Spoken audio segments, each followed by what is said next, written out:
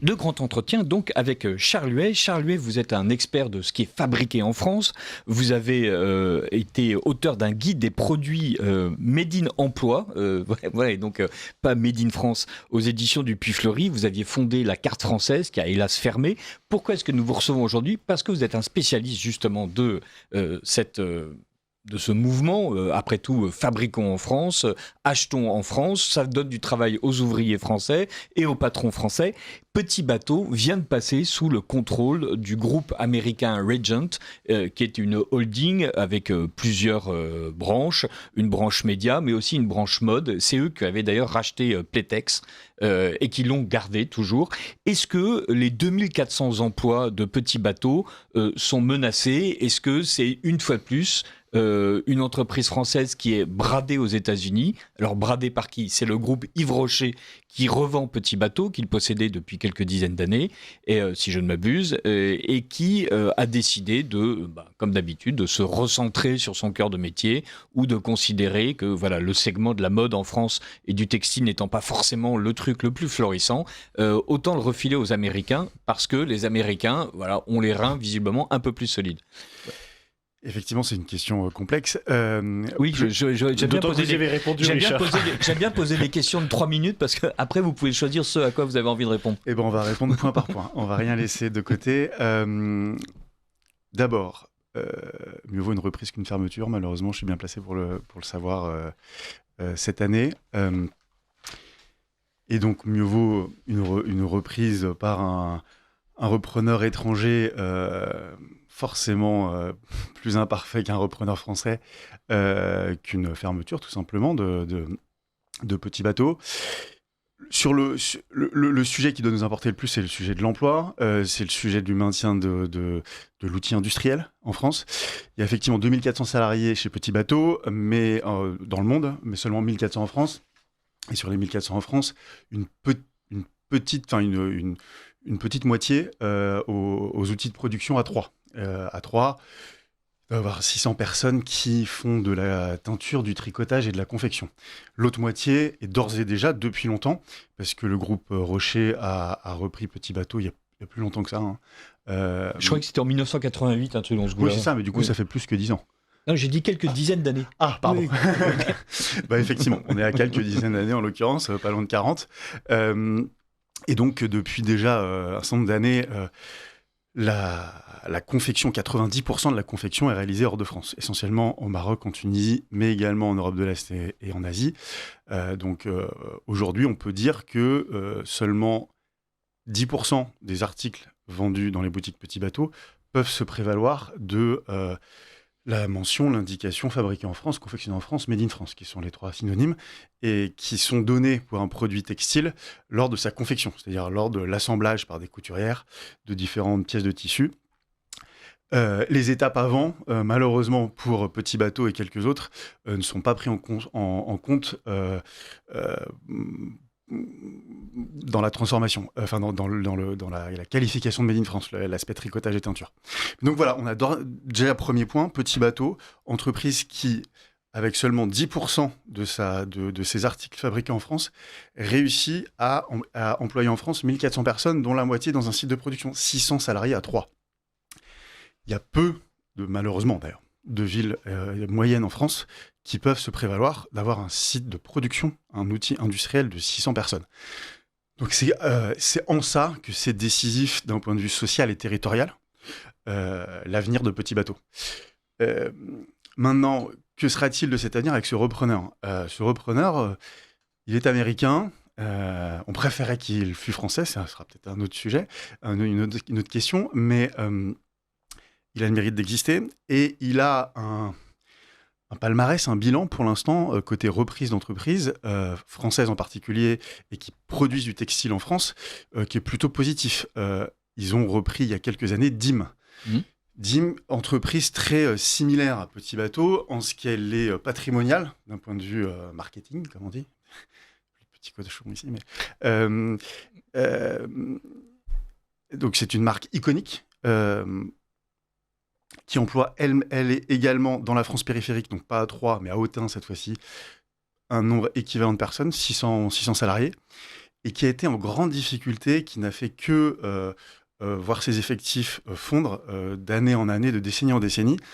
Et la reprise par le groupe Régent pour 1 € symbolique à son prédécesseur, au groupe qui était préalablement propriétaire, qui était aussi américain, mais qui ne savait pas quoi en faire visiblement, a été très positive dans le sens où il n'y a pas eu un licenciement et au contraire, il y a eu, fait rare, une fermeture d'une usine allemande pour être délocalisée en France. En tout cas, les 20 millions de collants. C'est pas un produit que chers j'achète auditeurs, c'est la forcément. matinée des bonnes nouvelles. On a réussi à piquer une usine aux Allemands.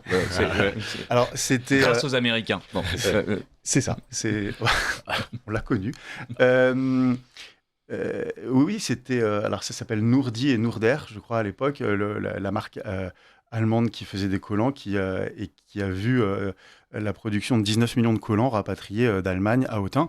Ce qui n'a pas généré plus d'emplois, ça s'est fait à périmètre équivalent. Je crois qu'il y a 600 salariés et une centaine d'intérimaires à Autun. Mais ça faisait 40 ans que ça ne faisait que la jauge ne faisait que réduire. Que décroître en termes d'effectifs. Donc, il y a aussi Playtex, si je ne m'abuse. En fait, on a l'impression que ce groupe Régent, ça fait partie de ces ensembles. Il y en a aussi en France. Donc, ce sont des entreprises qui prennent des participations, qui rachètent des entreprises qui, normalement, valorisent leur investissement, mais le valorisent sur le long terme et pas à court terme, en faisant en sorte que l'entreprise redevienne profitable. Enfin, bref, ils font en sorte que la mariée soit à nouveau jolie. Et parfois, ils revendent au bout de 6, 8, 10, 12 ans. On a l'impression que le groupe Régent, pour le moment, est vraiment un investisseur de très long terme. C'est l'impression c'est pour l'instant leur bilan, effectivement. Alors, je ne suis pas non plus un expert, je n'ai pas passé en revue et en détail l'intégralité des investissements du groupe Régent, mais sur celui que j'ai regardé depuis l'annonce du rachat de Petit Bateau, qui est le rachat de DIM, et des marques anciennement Annès International, il n'y a rien à redire. Donc, on aimerait, en fait, en vérité, avoir tout court, j'allais dire avoir plus, mais avoir tout court, des fonds d'investissement qui ont la même capacité d'investissement, la même logique long terme, le même souci de la production locale et ce goût du risque que n'ont plus beaucoup de fonds français pour soutenir des produits de grande consommation, pour ne pas utiliser d'acronyme anglais non plus. Parce que c'est compliqué la grande consommation, surtout en France. Les Français se paupérisent, les coûts de production sont élevés, c'est ça le sujet de la désindustrialisation. C'est l'État qui appauvrit les consommateurs et renchérit les coûts de production, qui fait diverger la rencontre entre les deux. Et donc, prendre ce risque-là et valoriser la marque Petit Bateau comme ils l'ont fait avec DIM, c'est quelque chose que ce groupe Régent a l'air de savoir faire plutôt bien. Alors, pardonnez-moi, oui, mais, Alexandre. Je voulais simplement, parce qu'en fait, là, on est en train d'expliquer que c'est possible, quelque part, et tant mieux que certains groupes étrangers, quelque part, parviennent à sauver, on va dire, des entreprises françaises en difficulté. Et j'ai envie de dire, d'un certain côté, c'est toujours triste, mais Petit Bateau, c'est pas non plus un secteur stratégique au-delà du nombre d'emplois. La question, c'est après, même sur des entreprises qui effectivement vont pas brader la production en France. Il y a quelques mois, on a eu l'exemple, je crois, c'était de producteurs de composants qui servaient à fabriquer des missiles nucléaires, si je ne m'abuse. Même le dernier fabricant d'armes automatiques français qui était, je crois, en Savoie. Qui, eux, pour le coup, sont rachetés par des entreprises étrangères. J'ai envie de dire, à partir de ce moment-là, peu importe ou non que, quelque part, l'entreprise florisse après, parce qu'en fait, pour le coup, on peut se faire racheter sur des secteurs stratégiques dont on pourrait dépendre plus tard. Tout à fait. Alors, c'est évidemment la criticité en matière de souveraineté, de sécurité nationale de Petit Bateau ou de DIM n'a rien à voir avec le nucléaire et l'armement. On est parfaitement d'accord là-dessus. Et l'État ne doit pas avoir la même intervention dans l'un ou dans l'autre. Ceci étant, d'abord, on ne sait jamais de quoi demain sera fait en termes de criticité d'un produit. Qui eût pu imaginer qu'un bout de tissu et deux élastiques furent un jour un produit stratégique. Donc on ne sait pas. C'est un peu le principe aussi Moi, en tout cas, je pense que la bonne chose à faire sur la production en France, c'est d'y aller tous azimuts, parce que faire des arbitrages et donc décider d'abandonner des pans entiers de secteurs, des secteurs entiers, on ne sait pas si ce ne sera pas une erreur. Donc, je pense qu'il faut plutôt donner un terreau fertile, fiscal et social, faible, stable, lisible à tous pour laisser les entrepreneurs et les épargnants choisir, et les consommateurs choisir qui soutenir. Maintenant, d'un point de vue criticité stratégique, socialement, c'est stratégique. Or, on verra peut-être le 10 septembre, comme on l'a vu sur les ronds-points Gilets jaunes, c'est précisément autour d'Autun, autour de Troyes et dans ces villes moyennes de la France périphérique que la désindustrialisation a paupérisé toutes les familles et met la France dans une situation de grande paupérisation générale et de poudrière sociale et politique potentielle aussi. Donc c'est pas tout à fait... Oui, c'est pas anodin non plus que... Oui, parce que... sans compter l'aspect symbolique. Là, je vois beaucoup de réactions à Petit Bateau parce que tout le monde connaît Petit Bateau. Beaucoup d'ailleurs élus comme commentateurs imaginent que c'était fabriqué en France. Une fois de plus, ça faisait déjà très longtemps qu'il n'y a plus que 10% des articles Petit Bateau qui sont confectionnés en France. Mais ça fait réagir tout le monde d'un point de vue symbolique, d'un point de vue effectivement fierté nationale, message que ça envoie sur la dynamique qui a cours en France. C'est important aussi. On peut pas s'en satisfaire, effectivement, mais il y a beaucoup d'autres investissements directs étrangers qui ont été beaucoup plus problématiques que celui-là. C'est simplement ce que je semble dire. C'est tout à fait ça. On a des secteurs prétendument stratégiques ou évidemment stratégiques, sur lesquels d'ailleurs le gouvernement est plutôt nul. Il y a une volonté de réindustrialisation qui est proclamée depuis plusieurs années par Emmanuel Macron, sans que la carte de la réindustrialisation française soit manifeste d'un véritable succès. Et il y a l'idée qu'il faut que les emplois restent en France, il faut que les entreprises arrêtent de fermer. Si les capitaux sont étrangers, mais que les personnes sont en France, est-ce que véritablement la France se brade aux États-Unis ? Ou est-ce que cet argent anonyme et vagabond, après tout, qui vient se fixer en France, c'est une bonne chose ? En plus, j'ai l'impression que le groupe Régent n'a pas bénéficié, comme n'importe quel investisseur qatari, de largesse fiscale et qu'il fait ça à la loyale, contrairement à ce que Emmanuel Macron et Nicolas Sarkozy ont pu promettre à d'autres investisseurs d'autres pays. Et je complète simplement votre question en ajoutant qu'effectivement Emmanuel Car Macron... les questions ici sont horriblement complexes. En ajoutant simplement que Emmanuel Macron en fait s'était félicité d'avoir enrayé la désindustrialisation, mais il s'était aussi félicité de tous ces investissements extérieurs qui arrivent en France. Et on a généralement l'image d'investissements extérieurs comme celui d'un pays émergent qui en a besoin parce qu'il n'a pas lui-même les fonds. C'est ça ce que ça révèle pour moi, pour l'essentiel. Régent, pourvu que ça dure, leur bonne manière de reprendre et d'entreprendre et de soutenir les industries patrimoniales comme ils ont pu le faire, surtout en France. Pourvu que ça dure, on ne sait pas de quoi demain sera fait, néanmoins. C'est ça qui est quand même le plus important. Les leçons, c'est pourquoi il n'existe pas de régent français. Il y a des régents, Euraseo par exemple. Euraseo. Voilà. Oui, mais de facto, c'est pas à Euraseo que le groupe Rocher a choisi de vendre, et je sais même pas s'ils sont positionnés. Alors Euraseo, donc structure d'investissement qui achète là aussi des entreprises françaises et qui les garde dans son portefeuille entre 6 et 10 ans. Tout à fait. Vous avez raison. Euraseo étant c'est le bon élève de la classe. Étant le bon élève, il en manque. On aimerait plutôt, je vais dire ça plutôt, on aimerait d'autres Euraseo qui puissent se positionner aussi pour la reprise de petits bateaux, qui puissent se positionner de manière générale sur les produits de grande consommation et sur la production en France. Maintenant, fondamentalement, le fait d'avoir un propriétaire qui a un siège, un actionnariat, une identité étrangère, ça fragilise théoriquement la position du site de production étranger, le site de production français, parce que un actionnaire américain, une entreprise américaine va avoir beaucoup plus de scrupules à fermer une usine américaine qu'une usine étrangère, et c'est pareil d'ailleurs pour les groupes français. Un PSA, Stellantis, Renault va d'abord, et s'il doit faire des restructurations, d'abord vendre ses usines ou restructurer ou faire des licenciements dans les usines sur les territoires auxquels il est moins attaché et sur lesquels il est soumis à moins de pression politique. Et et business. Donc c'est ça la crainte en soi qu'on pourrait avoir, c'est qu'aujourd'hui on n'a pas d'autre choix que de faire confiance à Régent, mais en soi on n'a pas d'autre choix que de faire confiance aux actionnaires de manière générale, aux entrepreneurs de manière générale. De toute façon, le comité d'entreprise, les représentants du personnel de petits bateaux vont se positionner, ils sont accompagnés, j'imagine, ils vont analyser de près l'offre de Régent, le plan, et puis ils vont demander des garanties. Donc il faudra simplement être attentif. Et on espère que, comme pour DIM, la part de Made in France arrêtera de décroître, voire repartira de l'avant, parce qu'ils ont un vrai bel outil industriel, et que il n'y a pas 36 000 manières de soutenir l'Aude, l'Aube, je sais jamais, je confonds. L'Aube, pardon. Donc... Et dans cette histoire, on voit bien qu'il y a un groupe français, le groupe Yves Rocher, qui s'est développé, qui avait lui aussi une démarche patrimoniale, qui est en difficulté, c'est pas pour rien, qui commence à céder, là aussi, ce qui est à la périphérie de son cœur de métier.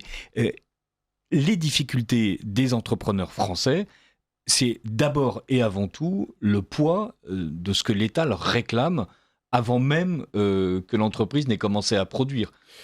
Clairement, et toutes les conséquences de l'étatisme français qui a cru de manière lente mais constante depuis 50 ans, et qui fait qu'aujourd'hui, tous les acteurs, consommateurs, entrepreneurs, épargnants, investisseurs en France sont tous à l'os, en fait.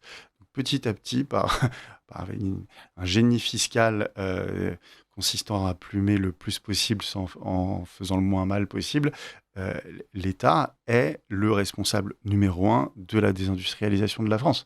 Et pour le coup, Yves Rocher, je sais le placer, c'est dans le Morbihan. Ils ont un énorme site à Lagacy, un énorme site à Pleuhermel. Et un énorme site à Rieux, et ils en ont déjà vendu un, précisément d'ailleurs à un acteur, je crois, américain, leur site de Pleuhermel qui fait du rouge à lèvres, je crois. Il y a maintenant, dans les raisons des succès et des échecs d'entreprise, il n'y a pas que l'État, il y a plein de décisions au quotidien, stratégiques, export. Mais comme, revenons, on a d'abord un coût du travail absolument dantesque. Alors, on fait peser le financement du modèle social le plus coûteux du monde sur un seul acteur, le salarié. Et donc, avec les fiches de paie. Qui perd la moitié de son salaire. Qui perd plus de la moitié de son salaire. Nicolas paie au quotidien plus de 60% de ce que l'employeur lui a versé à l'État. Voilà. Alors, en cotisation patronale, en cotisation salariale, et puis derrière, en impôt sur le revenu, en TVA et les différentes taxes au total, ça fait 60% de fiscalisation d'un salarié en France. Les pays communistes n'en sont pas à ce niveau-là. En fait, on est le seul pays communiste qui a survécu, qui fonctionne. Qui fonctionne. Qui fonctionne de moins en moins bien. Parce qu'effectivement, on est de plus en plus dysfonctionnel à cause de l'État qui est l'éléphant dans la pièce quand on parle de désindustrialisation, parce qu'il y a d'autres sujets régaliens et démographiques sur lesquels on ne voit pas l'éléphant dans la pièce. En matière économique, trop de gens s'attardent sur les sujets périphériques, leur anti-atlantisme, les Américains, la mondialisation, leur anticapitalisme de manière générale, le libre-échange. Le problème, on serait gagnant dans le libre-échange si nos champions n'avaient pas au départ de la course, des boulets significativement plus lourds que leurs compétiteurs. Ces boulets, ce sont le coût du travail, mais aussi les impôts de production. En théorie, Emmanuel Macron a fortement diminué ses coûts de production, et d'ailleurs le PS réclame qu'on arrête de faire des cadeaux aux entreprises. Fortement, c'est vrai. Bouger un trombone en France, ça semble être le bout du monde. On n'arrive pas à trouver visiblement 40 milliards d'économies sur le budget français. Donc, en fait, non, il a annoncé une réduction d'une dizaine de milliards d'impôts de production. Il faudrait le réduire de 5 fois plus pour revenir au niveau allemand. Donc, et il faudrait, en vérité, demain, supprimer strictement les impôts de production. Le financement des collectivités locales devrait se faire de manière autonome et très différente. Il faudrait faire de la France périphérique un paradis fiscal, industriel et agricole et économique de manière générale. Pour ça, il faut significativement recentrer l'État, le faire revenir dans son lit pour réduire massivement les dépenses, simplifier la fiscalité et transférer de la fiche de paie au ticket de caisse le financement de nos hôpitaux, de nos retraites et de nos assurances chômage. Parce qu'aujourd'hui, il n'y a que le Made in France et ceux qui emploient en France qui financent notre modèle social, nos assurances retraite, maladie, chômage. Donc nos soignants qu'on applaudit, on les applaudit à chaque fois qu'on travaille. Il y a une partie de notre salaire qui va chez eux. Ou nos retraités. Charles Huet, merci de nous avoir éclairé sur Petit Bateau. Merci d'avoir accepté de dériver sur le mal français. Une dernière question avec le camarade Galzin. Une dernière question qui sera peut-être un peu double. Justement, vous expliquez qu'effectivement l'État, grosso modo, est responsable d'une bonne partie de la désindustrialisation. Vous-même, effectivement, votre entreprise entrepreneuriale a pu être plombée aussi, sans doute, on le devine en tout cas par les effets de l'étatisme français. Et je voudrais revenir sur un sujet qui est assez directement dans l'actualité et qui a beaucoup fait parler ces derniers mois, c'est la question d'ArcelorMittal. Depuis, effectivement, on le sait, 40 ans environ, la désindustrialisation se poursuit en France. Et en fait, il y a actuellement à peu près 2 courants qui existent sur la question d'ArcelorMittal. Les uns qui sont plutôt dans une tendance libertarienne, qui disent en fait, il faut pas perfuser un secteur qui doit mourir et quelque part, ça n'a aucun sens de produire encore, de transformer de l'acier en France, donc autant laisser tomber ArcelorMittal. Les autres qui, pour le coup, sont plus étatistes, qui vont dire, en fait, il faudrait que l'État soutienne, voire nationalise ArcelorMittal. Là, c'est une question très concrète, justement, de désindustrialisation et d'étatisme. Comment vous voyez le sujet ? Moi, je suis plutôt libéral. Par lucidité internationale, par comparaison avec ce qui fonctionne, sans idéologie, mais il y a aussi, le Made in France, c'est aussi une logique de prudence, de prévoyance, de survivalisme collectif.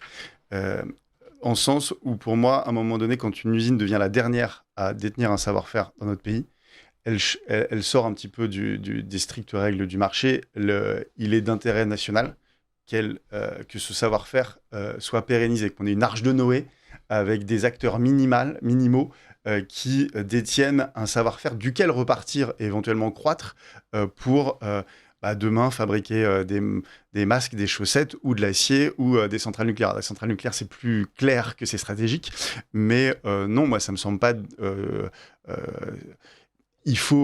ça me semble pas déconnant d'envisager Il y a tous les salariés, la question du site de production, ça fait quand même... quelque part, est-ce qu'on peut nationaliser ? Est-ce que, quelque part, un exemple de collectivisation... Est-ce que la nationalisation est un choix qui est théoriquement et pratiquement viable ? Ça ne devrait pas être un tabou, je pense. Mais le problème, c'est qu'en France, on ne fait que... ça ne devrait pas être un tabou, ça ne doit surtout pas être une politique non plus. En fait, la politique doit être de faire de la France un paradis fiscal et social, et l'autre jambe doit être l'État sera toujours là pour intervenir au cas où. C'est strictement la doctrine américaine. Les Américains tâchent de faire en sorte d'être très accueillants pour les industriels et les investisseurs, mais ont toujours dans leur poche le Colt prêt à être sorti, le cas échéant, au cas par cas, sur des sujets stratégiques ou de dernier acteur détenant un savoir-faire. Et là, en plus, c'est sensiblement, c'est pas juste soutenir le dernier fabricant de chaussettes, c'est de l'acier, c'est absolument stratégique. Donc, bien sûr, sur ces sujets... qui impactent la souveraineté sur les sujets même plus globalement. Même Smith disait les infrastructures ont vocation à sont des monopoles naturels, ont vocation à avoir être un petit peu hors marché, avoir une intervention de l'État. Donc ça fait du sens que l'État intervienne. Et juste pour mon cas personnel, je ne vais pas blâmer l'État. Par contre, il y a un autre effet psychologique de l'interventionnisme de l'État trop important en France, c'est la déresponsabilisation générale des personnes et des individus.